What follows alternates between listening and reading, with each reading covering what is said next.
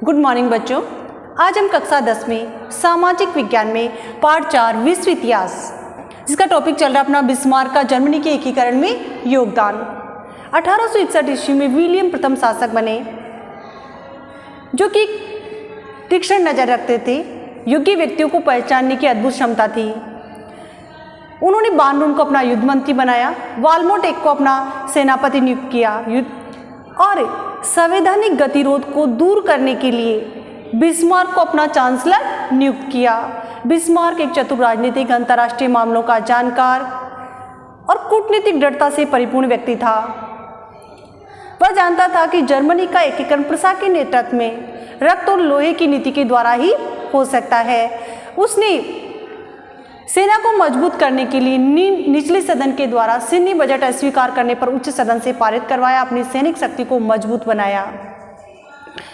Bismarck के नेतृत्व में प्रसा अर्थात जर्मनी का एकीकरण 3 चरणों में संपन्न हुआ। पहला चरण है डेनमार्क से युद्ध और गेस्टाइन की संधि। डेनमार्क के पास होल्स्टाइन और स्लेस्विंग प्रदेश थे, जो कि जर्मनी का हिस्सा थे। इसलिए बिस्मार्क ने ऑस्ट्रिया को अपनी ओर मिला लिया।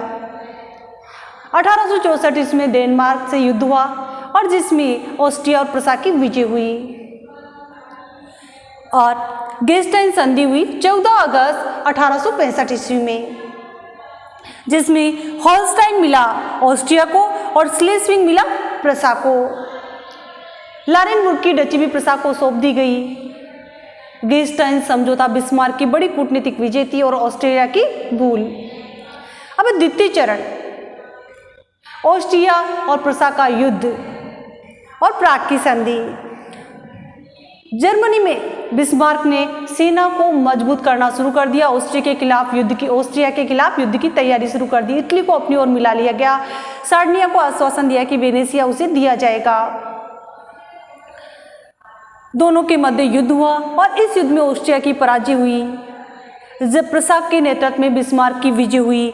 3 जुलाई 1866 को सेडोवा कोनिग्राज के निर्णायक युद्ध में प्राग की संधि हुई 23 अगस्त 1866 ईस्वी को, जिसके अनुसार होल्स्टाइन डची ऑस्ट्रिया से प्रसा को मिल गई। वेनेशिया सार्डिनिया को दिया गया। उत्तरी जर्मन परिसंघ बनाया गया और ये बिस्मार्क की एक बड़ी विजय थी। तृतीय चरण, फ्रैंको प्रुशियन युद्ध और फ्रैंकफर्ट संधि।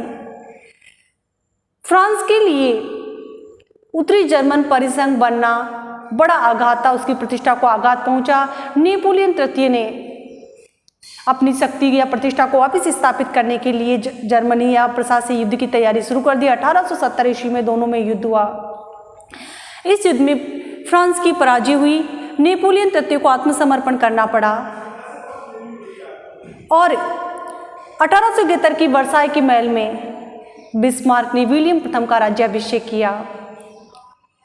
फ्रैंकफर्ट संधि 21 फरवरी 1871 ईस्वी को हुई, जिसके अनुसार लोरेन, अल्सास, मेज और स्टम्बर्ग प्रसा को मिले और इसने जर्मनी का एकीकरण संपूर्ण हुआ। कहा जा सकता है कि जर्मनी का एकीकरण रक्त और लोहे की नीति, बिस्मार्क का दृढ़ निश्चय, उसके अदम्य साहस और कूटनीति की विजय थी। Thank you.